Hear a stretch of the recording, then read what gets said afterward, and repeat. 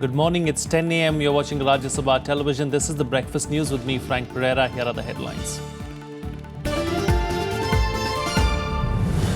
Coup attempt by group of army in Turkey fails. Soldiers involved in attempt surrender. At least 60 dead, 336 people arrested. Turkey appoints new acting army chief.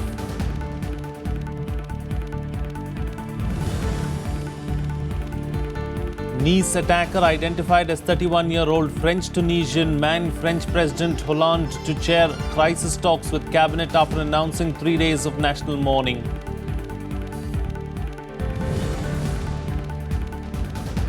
French attacks resonate at ASEM summit in Mongolia. Vice President Mohammad Hamid Ansari calls for speedy action against the terrorist Ulaanbaatar declaration to be signed today.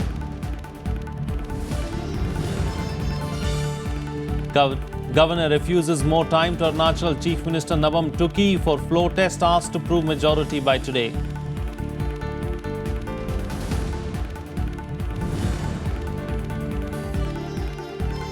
And flood situation worsens in Assam. Over 1.74 lakh people are reeling under flood in 244 villages. Rain-related deaths in the country so far cross 50.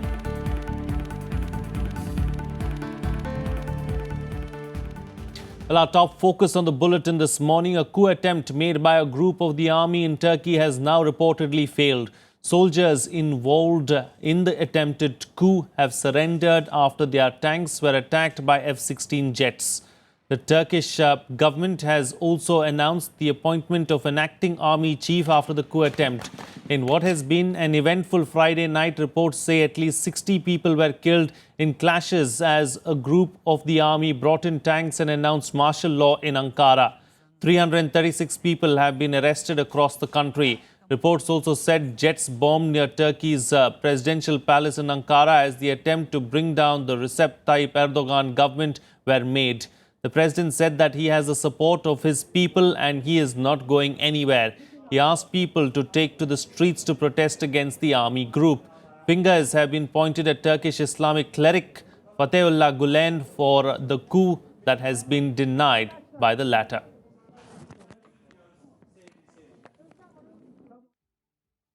Askerin içinde bunlar bir grup azınlık. Türkiye'de şu anda milletin oylarıyla seçilmiş olan bir iktidar vardır. Aynı şekilde milletin oylarıyla seçilmiş bir cumhurbaşkanı vardır ve bizler görevimizin başındayız. Meanwhile, India today called upon all the sides in Turkey which has witnessed violence after an attempted military coup to support democracy and mandate of the ballot and avoid bloodshed, even as it advised its nationals to stay indoors. External Affairs spokesperson Vikas Swarup tweeted, and I quote, "We have been closely following the developments in Turkey. India calls upon all sides to support democracy and mandate of the ballot and avoid bloodshed," unquote. India also asked its nationals in the country to avoid public places and remain indoors until the situation becomes clearer in the backdrop of the attempted military coup. Meanwhile, the European Union has come out in the support of the democratically elected Turkish government. In an address to the delegates at the closing ceremony of the ASEM summit, Tusk said that the European Union stands by Turkey's government. Turkey is a key partner for the European Union. The EU fully supports the democratically elected government, institutions of the country and the rule of law. We call for a swift return to Turkey's constitutional order. We continue to follow closely the developments and to coordinate with the 28 EU members. Well, joining me on the phone line right now is retired Commodore C. Uday Bhaskar, Director, Society for Policy Studies. He's also a defense expert. Good morning, Commodore, and welcome to the program. You know, as far as the situation in Turkey is concerned, there was a lot of ambiguity through the night. You know, things were still unclear as to what really was happening. But the first signs of, Erdogan coming back to power or staying in power, of course, came through when Erdogan came out and addressed the media in Istanbul earlier today. And that, of course, were the first signs that the coup was not succeeding. No, you're right. I think now we have a slightly better understanding of the situation on the ground. And the fact that President Erdogan has been able to convey to his people that he's safe and quote unquote in control is for Turkey, I think, at one level, very reassuring. Earlier on, you'll recall that his whereabouts were not very clear, and he had to take recourse to technology, digital technology, and use the equivalent of a FaceTime communication with one of the media outlets to convey to his people that he is secure, and also encourage them to go onto the street and, in a way, resist the plans of the coup plotters. So that's a very interesting political dynamic. But in many ways, Frank, I would say that the really structural problems that bedevil the Erdogan government need to be addressed. And any democratic leader in any part of the world needs to have the military and the whole apparatus of force wholly and squarely behind the state. So the fact that you have a group of officers who have found it necessary to go down this path does point to some very serious divisions within the polity. And I think that is something that would have to be addressed by President Erdogan as soon as the situation becomes more stable than what it was throughout the night. Comrade, the real problem is, the region itself is in turmoil. You have Syria on one side, you have Iraq on the other side, both neighboring states as far as Turkey is concerned. And now you have this attempted coup in Turkey. So the region itself is in turmoil. Well, the region is, but I just want to say that, Turkey was playing a very significant role in many ways, I would say, as far as the trajectory of the region is concerned. President Erdogan, in the last decade, has taken Turkey down, the politics of Turkey down the path of what you might call as a conservative Islamist or Islamic approach. He in turn has provided support to fellow travelers, particularly in Egypt, the Muslim Brotherhood. Along with Qatar, he has been an active player in events in Syria, and he has also supported rebel groups against President Assad. He's played a visible role as far as the EU and the whole Syrian refugee crisis is concerned, particularly with Germany. So Turkey has brought a lot of relevance to the table. So if you have a weakened or a Turkey whose political legitimacy is under some kind of both scrutiny and challenge, it's not good news. But at the same time, if President Erdogan goes down the path of being a very authoritarian ruler who uses his so-called political majority, then you still have this sullen constituency whose manifestation we saw in the coup. So I think these are the structural problems that Turkey will have to address. Indeed, problems have to be addressed and addressed soon. Thank you so much, Commodore Uday Bhaskar, for joining us on the program and putting things into perspective for us. Moving on now, of course, France has identified the Nice attacker as a 31-year-old French-Tunisian man. He drove a truck at high speed into a crowd at Bastille Day celebrations, killing at least 84 people, including several children. France has declared a 3-day mourning, and the state of emergency has been extended by 3 more months. France has declared 3 days of national mourning after at least 84 people were mowed down by a truck while watching a Bastille Day fireworks display in Nice. The Eiffel Tower lit up with colors of the French flag in tribute to the victims of the attack. The terror attack targeted one of the most popular stretches of the beachfront in Nice. The driver carried onwards several hundred yards, concluding it by firing bullets into the panic-stricken people as they desperately tried to escape. Police managed to shoot him dead, but not before a horrific death toll that incurred many children, some even strollers and prams. More than 100 people were injured. Heartbroken survivors describe the moment as very painful. Un camion est arrivé, il a foncé sur tout le monde. Sur tout le monde. Pas de sécurité. Les pompiers, ils ont mis 25 minutes de lumière à arriver. Counter-terrorist investigations identified the driver as a 31-year-old Franco-Tunisian born in Tunisia. The official said weapons and grenades were found inside 25-ton unmarked truck.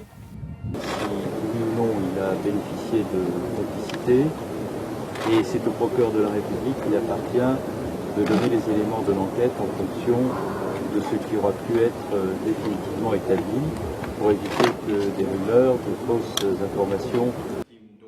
In a televised address early Friday morning, French President François Hollande said terroristic character of the attack cannot be denied. Victimes, dont plusieurs enfants, et une vingtaine de blessés en urgence absolue. Cette attaque, dont le caractère terroriste ne peut être nié, est encore une fois d'une violence absolue. Hollande also announced that France will ramp up its military efforts in Syria and Iraq, that the country's state of emergency will be extended by 3 months. Indian leaders also condemned the attack. In a series of tweets posted on Twitter, President Pranab Mukherjee offered his condolences over the loss of life. Prime Minister Narendra Modi also took to Twitter to condemn the attack. US President Barack Obama vowed to stand with France in its fight against terrorism. I spoke to President Hollande earlier today, and in addition to conveying deep condolences, I reminded him that France is America's oldest ally and one of our strongest. We owe our freedom to each other. Americans and French have stood together for 2 centuries, and I told President Hollande that we will stand united now. The attack marks the 3rd time France has endured gruesome carnage on its own soil in the past year and a half. It coincides with the time when reports are suggesting that the terrorist outfit Islamic State is also losing many key areas held by it. Bureau Report, Rajya Sabha TV. Well, the terror attack in Nice also resonated at the 11th ASEM summit being held in the Mongolian capital of Ulaanbaatar. Vice President Mohammad Hamid Ansari called for speedy action against terrorists. On the first day of the summit, Vice President also met with the top leadership of Mongolia as well as other member countries of ASEM. Today, at the closing ceremony, the Ulaanbaatar Declaration will be signed. Vice President Mohammad Hamid Ansari held talks with the Mongolian president and other top leadership on a host of bilateral issues on the sidelines of the 11th ASEM summit on Friday. During meetings with the president and the top leadership, the issue of the $1 billion line of credit offered to Mongolia by India was also discussed. Foreign Minister of Mongolia had visited earlier this year and signed an umbrella agreement. And now we wait for concrete proposals from the government of Mongolia. Now that there is a newly elected government, the leadership told us that yes, once the government settles down, they will come up with concrete proposals about what they would like to use this particular line of credit to finance. There was an interest shown in information technology. Vice President Ansari also held talks with a host of Asian leaders, including Prime Ministers of Singapore, Thailand, Vietnam and Bangladesh. He also exchanged pleasantries with Pakistan Foreign Affairs Advisor Sartaj Aziz. The Vice President held bilateral meetings with the Bulgarian President, during which the latter invited him to visit his country to boost trade ties. In addition to that, they discussed the immense potential, the untapped potential in doing business. The President of Bulgaria specifically mentioned that given India's growth rates and the potential that, Bulgaria, he said, was an important destination for. It's a peaceful country and has a great regard for India, would definitely want to do more business with India. With the theme of ASEM, this year being 20 years of ASEM, Partnership for the Future Through Connectivity, Vice President Ansari focused on connectivity between India and Europe to build mutually beneficial partnerships. The Vice President also called for protection of the seas and oceans in accordance with international conventions. Without naming China and its disputed claims in the South China Sea, he called for all parties to resolve disputes peacefully. On the first day of the 11th Asia-Europe Meeting Summit on Friday, top leaders from 49 nations observed a minute's silence following the deadly truck attack in the French city of Nice that killed 84 people. At the plenary session, Vice President Mohammad Hamid Ansari called for speedy action against the perpetrators, organizers, financiers and sponsors of terror. Aishwarya Kapoor's report from Ulaanbaatar for Rajya Sabha TV. Well, joining me on the phone line from Mongolia right now is our correspondent Aishwarya Kapoor. Aishwarya, we understand that the Asia-Europe meeting summit has come to an end. What are the major points that were discussed there and what is the key focus? Yes, Frank, absolutely. The ceremony has come to a closing, and the three focus that came out of this entire summit, and of course, since this ASEM summit was focused on the connectivity, all the leaders from various countries and also our Vice President Mohammad Hamid Ansari stressed on the fact that this connectivity between Asia and Europe should further be enhanced, especially because there are challenges that are being faced by both the continents, like terrorism and after the fallout of the Brexit vote, major impact on all the economies of the world, especially those of Europe and Asia. So there should be mutual cooperation as far as these two continents are concerned. He also spoke of, the Vice President of our country also spoke of terrorism, especially in the wake of the attack that has happened on France, where he said that the nations of Europe and Asia must now come together and make, there was this also terrorism related declaration that was adopted at the summit this morning. Apart from that, apart from connectivity and terrorism, the Vice President also spoke about the South China Sea, though he did not name the mention of the country, but he did mention that there should be the territorial waters, the treaties must be respected. Right. In the evening, the Vice President will be traveling to the Bethu Monastery, where he will unveil a statue of Mahatma Gandhi. All right, Aishwarya, we'll have to leave to that. Thank you so much for joining us there with those details. Well, Arunachal Pradesh Chief Minister Nabam Tuki has been asked by the governor to prove his majority on the floor of the House by today. Governor Tatgata Roy dismissed the request by Tuki for more time. The floor test is reportedly scheduled to be held at 2 p.m. today. Here are more details. Arunachal Pradesh is witnessing another round of political turmoil. It all started with Chief Minister Nabam Tuki on Friday stating that he needed 10 days to prove his majority. To give at least 10 days time to prove my majority in the August House. Because the short notice, humanly it was not possible to organize even in the secretariat, what is called parliamentary secretariat, and the arrangement had to be made in the assembly also. Governor Tathagat Roy refused Tuki's request and insisted that the floor test will go on as scheduled on Saturday. He also emphasized that a sense of security must prevail among the people. Assembly Speaker Nabam Rabia, however, said it wouldn't be possible to convene an assembly session at such a short notice. Within our limited resources, whatever has to be done, we'll try to do our best. My difficulties in convening the assembly without issuing summons. Now I think if the governor insists on holding the session tomorrow, we'll definitely discharge our the order. We'll try to honor the order of the Excellency. Tuki, who met the governor on Friday, referred to Sarkaria Commission recommendations that say that a reasonable time of 30 days need to be given for a floor test, unless there is an urgent business to be transacted. Kalikapul, who lost his chief ministership in the wake of Wednesday's Supreme Court judgment, has already claimed that majority of the legislators were still with him. Out of 58 assembly, 43 MLA Kalikapul साहब के साथ है और remaining जो 15 तुकी साहब के साथ है, तो इसका जब फ्लोर टेस्ट होगा तो दिखा जाएगा. According to Tuki, all legislators who sided with Kalikapul are technically Congress members and that he could approach them. Pul has, however, expressed fears that granting more time for the floor test could encourage horse trading.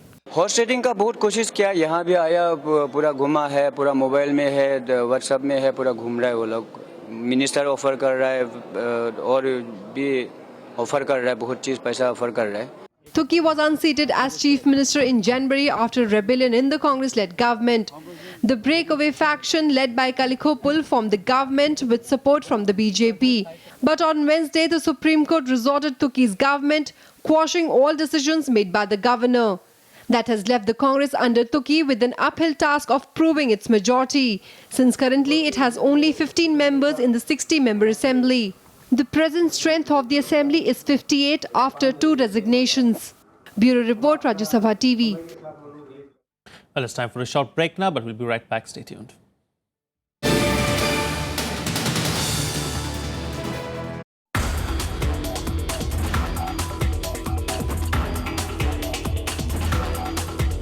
Indian pharma has done excellent in generic medicine.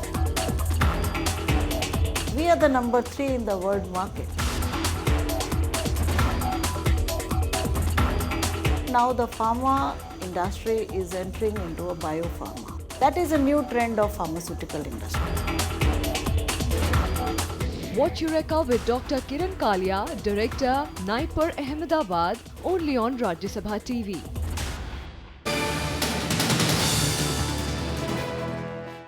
Welcome back. You're watching Rajya Sabha Television. Well, preparations are on for the monsoon session and the government has once again reached out to the main opposition Congress over the GST bill.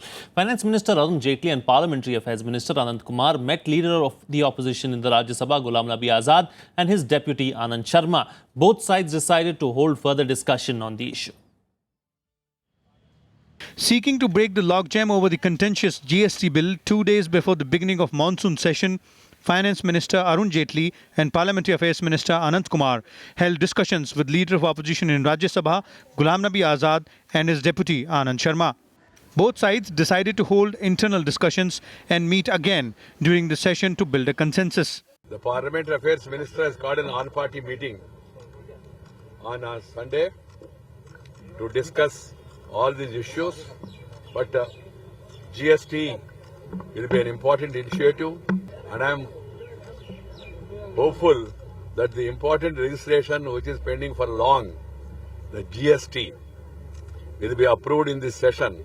I had a discussion yesterday, telephonic conversation with Sri Ghulam Nabi Azad and also Sri Anand Sharma. Both of them appear to be positive. They said they will discuss in their party forums. Most of the smaller parties in the opposition have once again expressed their support for the GST bill. नहीं, उस पे हाँ, सरकार के लोग हमारे पास भी आए थे और हमारा तो पहले से कहना है कि जीएसटी जो है उसको उसके हक में हम हैं।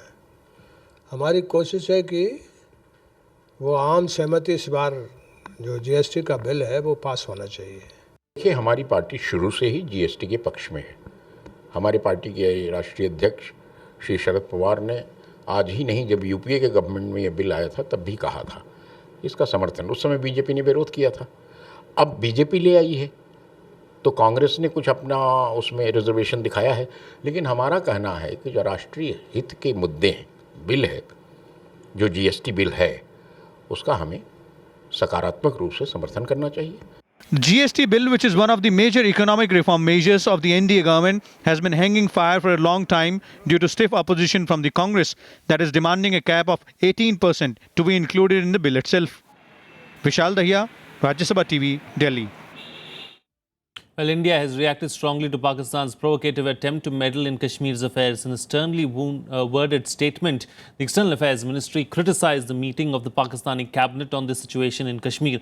Meanwhile, 37 people have died in the valley following unrest after Hizbul militant Burhan Wani's killing. Here's more.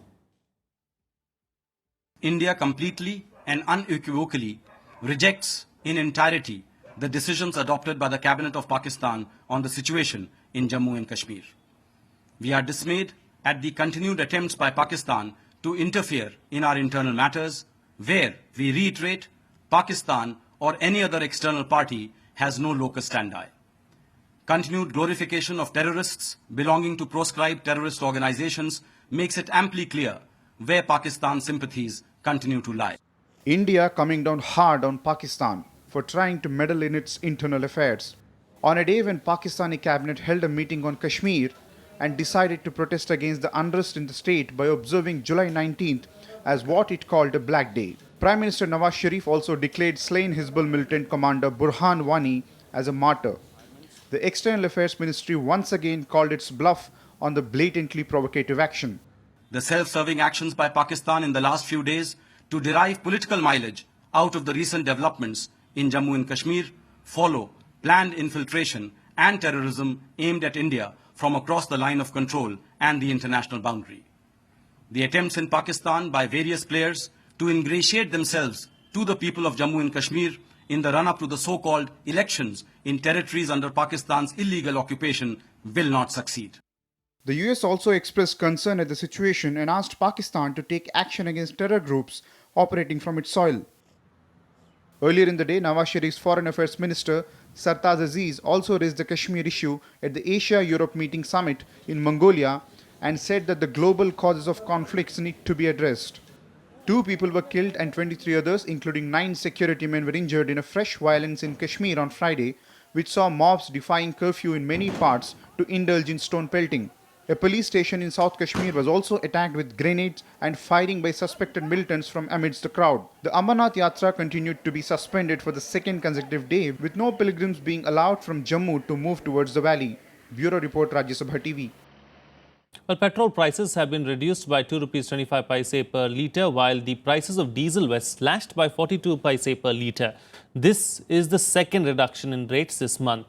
A litre of petrol in Delhi will now cost 62.51 rupees as compared to 64.76 rupees per litre, while diesel will cost 54.28 rupees per litre as against 54.70 per litre. Earlier on the 1st of July, petrol prices were cut by 89 paise a litre and diesel by 49 paise a litre, the first decrease in rates in 2 months. Prior to the reduction this month, rates had been hiked on 4 occasions since May 1st. Petrol prices in the 4 hikes had been raised by 4.52 rupees a litre and diesel by 7.72 rupees per litre.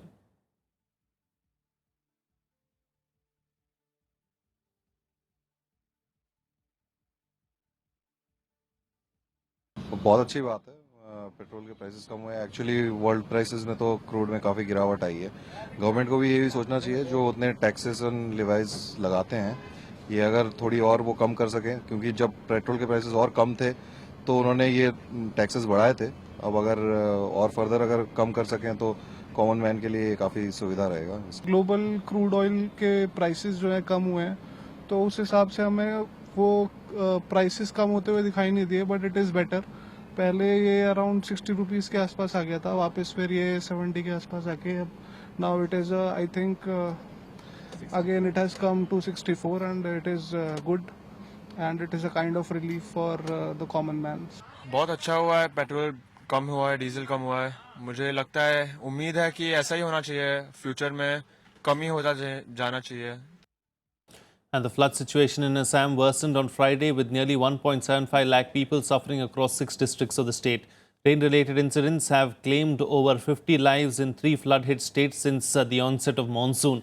According to Assam State Disaster Management Authority, over 1.75 lakh people are still reeling under floods in 244 villages across Lakhimpur, Golaghat, Morigaon, Jorhat, Dhemaji and Bishwanath districts. The Brahmaputra is flowing above the danger mark. Authorities are operating 19 relief camps in 2 districts where 3,811 people are taking shelter. Over 1.55 lakh hectares of crop have been damaged so far in the state.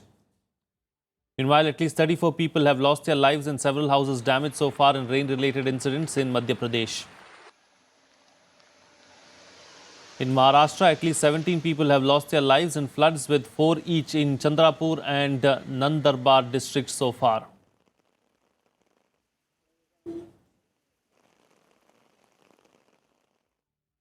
That's it on this edition of the Breakfast News. Have a good day.